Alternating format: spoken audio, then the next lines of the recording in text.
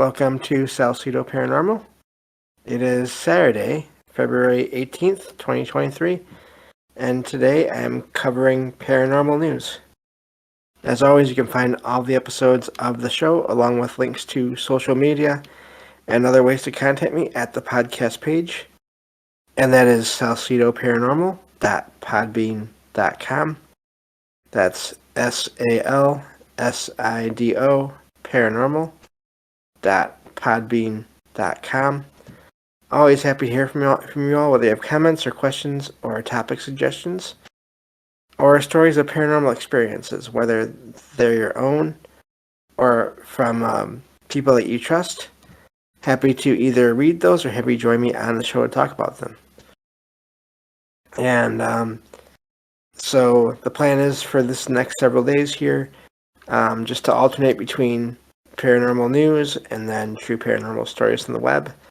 And then the plan for next Wednesday night, Thursday morning for that show is a wrap-up of the my coverage of H.P. Lovecraft. So just a discussion of some of the patterns I saw in a lot of his stories and concepts, and just to look into that whole. Since I've listened to basically all of his stories now, I figure it'll be good to do one last show on him in general. So, but yeah, and that's basically all I have before we get going tonight. As I said before I started recording, you may hear some noise from my heater. Hopefully not, but in my other shows before this, I had been turning it down while I did the show and then turning it back up again, and I did that yesterday for the show. And when I turned it back up again, it didn't want to work right away. So I'm going to just leave it where it is, and we'll just have to deal with the sound, whatever sound that comes through. Hopefully not too much does, because I don't want to be messing up my furnace. So can't afford that. But anyway, yeah, so that's basically all for now as far as announcements go. And with that, I think I can get to the news here. I've included all the articles that I'll be talking about in the show in the text chat here. Good. Yeah, that's not going so far. It's not going yet, Jay, but well, y'all can let me know if you do hear it. Oh, there it goes. Yeah, so I put the links to the articles I'm going to talk about in the text chat. And of course, I will include those links in the episode description on the podcast and YouTube feeds, so that you all can check out the articles and read them completely on your own. So with that, I think I can get to them, and let's get this started here. So, let's see. There we go. This first article is from B985.fm, and the title of this article is "This Main Building is One of the Most Terrifying Places in America." Of course, they have to go with that kind of title whenever it comes to places that are said to have paranormal activity. Now, this is it's currently an opera house. It's the Booth Bay Opera House, but apparently it served as many different things over the years. So let's see here. Trying to find. I'm going to scroll down a little bit here to get to the history. So this place was built. Let me see here. Looks like I gotta scroll back up. I think I went too far. So this place was built. The building was constructed in and let's see, 1894. And it's actually hasn't always been a opera house. It was originally made to be a meeting place for local groups. And but it was also it was used as in several different ways, which to me makes you wonder when you have buildings that are used for so many different things. makes me wonder about the kinds of energies left behind. Says that the article says it's been used as a private home, but also a restaurant slash bar, and then a performance hall. And it even was at one point turned into a mini mall for a short time before that failed, apparently. But and so this place has, of course, because of the the different things that it has been, it's been used. It's basically had people that came there to perform comedy acts, along with musicians, bands, and everything, um, and all of that in its time it's been there. So, but a lot of the people in this area say that the place is haunted, and of course it is almost 130 years old. Apparently, there's an apparition of a man known as Earl Cliff. Apparently, he was a piano player for events in the building in the early 1900s. So it's said that um, the presence that's there is normally seen and or felt on the upper floor, and the area it says it's used sometimes as a meeting room, and they're pretty sure it's also used as a bar now. I find that interesting that they don't know for sure. I wonder if it's more of a private section, which is possible. But it says that people have since 1949, people have talked about feeling this presence in this room, and there's a piano that is there in that room that is said to play by itself. Which, of course, that's what that man used to do in that building. Apparently, was play piano. So, let's see here. So yeah, that's basically the story. Is that this there's a sense of a presence, and then the playing of the piano. So interesting story there. Again, I wonder with these buildings that go over that are around for so long and that are used for so many different things, what that does to an area, in terms of what kind of energy it leaves behind. So just thought it was a neat place to talk about there. It's not a super long article, but yeah, that's a neat idea about really. I mean, music is such a major thing throughout people's lives. Wouldn't surprise me if that could happen there. So whether it's that one person or not, if anyone knows music, I mean, and if there's a piano there, I mean, I wouldn't doubt that there be people or spirits or whatever will be tempted to try it out. So especially if they used to play. So, but thought that was a neat little article there. And let's see here. So that was the first one I found for tonight.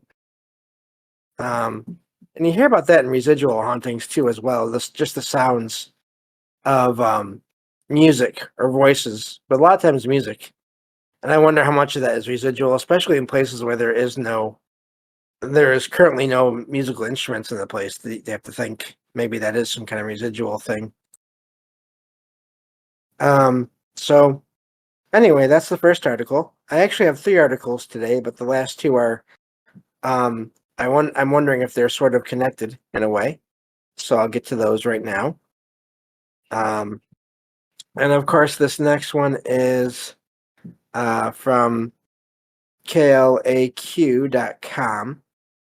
And the title of this one is, "Wow, do you know about these unexplained ghost lights in Texas?" And of course, this was referring to the Marfa lights. And these are lights that are seen out in the middle of basically nature. They're seen just outside of this town. And it's what this town is known for at this point, apparently. And they're also called the Marfa Mysterious Lights. And according to this article here, they say that's because no one has been able to explain what's causing them. And I always wonder if these lights. There's a few other places I've heard of around. I think 1 or 2 around the U.S. and different places around the world where there's these lights that are seen. I wonder how if they're just maybe orbs of some kind that are seen more frequently in certain locations for different reasons, um, or if it's part of the location that causes them to be seen more. I don't know, but so this article doesn't go into a ton of detail here, but just mentions them, and this writer that talks about them here went and checked them out and said they saw these lights that are blue and then red and white. Um, apparently, these lights have been seen flying back and forth across the sky, and they appear year round. It says no matter what the season is. So that's something I've been aware of for quite a while now. It's definitely something I would love to check out if I ever did make my way out to that part of the country. I don't know if I'd be able to see them or not from a distance, but still a neat concept. And of course, with these lights that are in the air, really wherever, when you can't find a source for them, it makes you wonder what they are. And as I always say, I think there could be any number of things, any number of explanations for lights in any different situation. So who knows what they are? But I think that spirit. It's possible that spirits or spirit energy. I think just consciousness, maybe in some cases. Other cases, I mean, you do hear about lights changing shape or expanding to turn into portals that then different creatures walk out of. So who knows? I think there's a lot of possibilities there. So that was one of the articles I found. Now, the reason I bring this one up is the next article here, this last one. This is from Mix 979 FM. And the title of this one is This West Texas Hotel is Seriously One of the Most Haunted Places in Texas. And of course, this is not too far from Marfa, from the Marfa Lights. And this is the excuse me, the Paisano Hotel, or El Paisano Hotel, excuse me, located in Marfa. So again, this is not too far away from where these lights are seen. This article says here that this hotel has recently been featured on TV because of the paranormal activity there. It's been featured on TV shows, basically. And so, let me see here. There's been experiences reported there live during the recording of these TV shows. So, let's see here. According to this article, the manager of the hotel, and first name is Vicky, said that she commonly gets reports from guests as they check out about the weird things that have happened there while they're staying there. It says that the most common reports that they hear from guests are of feelings of being touched or someone sitting on the bed. But of course, the less common report is guests actually seeing apparitions.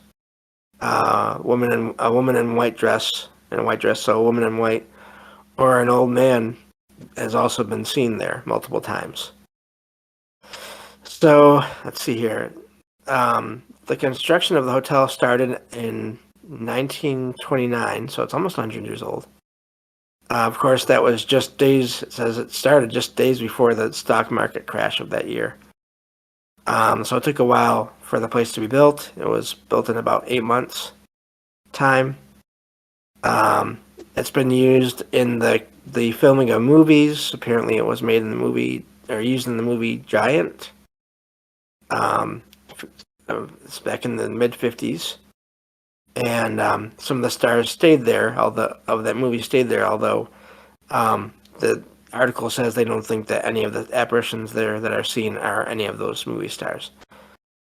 So, but still, sounds like there's some activity there, and I wonder if there's any connection. Especially if these lights are maybe seen coming and going. Did they go to different places around the area. Are there possible connections? I wonder how many other places there are around the area where the lights are seen. I wonder how many other places have reports of hauntings, paranormal activity, and can any of that be tied together? Of course, I have no idea, but I thought it was an interesting question. Maybe something someone could look into if they ever head out that way. I don't know, but yeah. So that's all I had for today. Thank you all for being here and listening, and I'll be back tomorrow with some true paranormal stories from the web on the next episode of Salcedo Paranormal. Take care, everyone.